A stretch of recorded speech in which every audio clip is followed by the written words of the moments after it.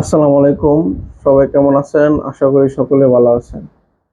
আমরা একটি ফোন থেকে অন্য একটি ফোনে যখন হোয়াটসঅ্যাপ লগ ইন করে থাকি, তখন দেখতে পারবেন আমাদের পুরনো হোয়াটসঅ্যাপের সব কিছু কিন্তু রিমুভ হয়ে যায়।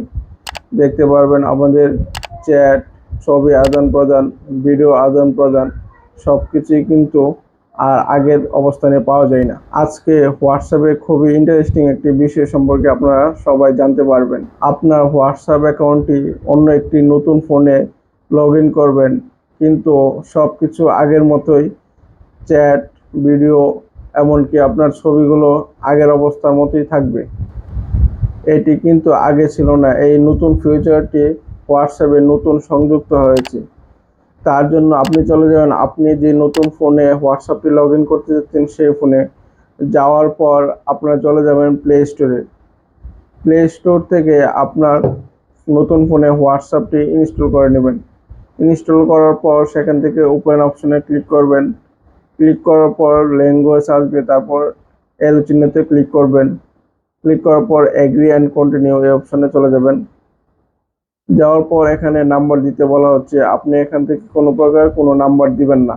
আপনারা চলে যাবেন থ্রি ডটের যে অপশনটি রয়েছে সেই অপশনে। যাওয়ার পর লিঙ্ক এ কনফার্মেশন ডিভাইস নামে একটি অপশন রয়েছে, এই অপশনে চলে যাবেন। যাওয়ার পর আপনার একটি কিউআর কোড দেখতে পারবেন। আপনি এই কিউআর কোডটি আপনার যে পুরাতন ফোনটি রয়েছে সেই ফোনে চলে যাবেন। আপনার পুরাতন যে ফোনটি রয়েছে সেই ফোনের হোয়াটসঅ্যাপে চলে যাবেন।